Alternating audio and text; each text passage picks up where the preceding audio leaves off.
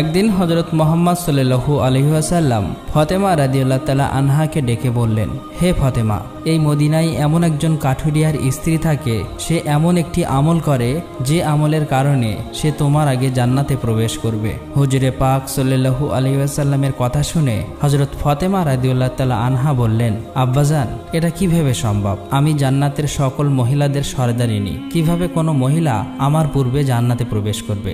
জান্নাতে পূর্বে প্রবেশ করার আকাঙ্ক্ষা সকলেরই রয়েছে।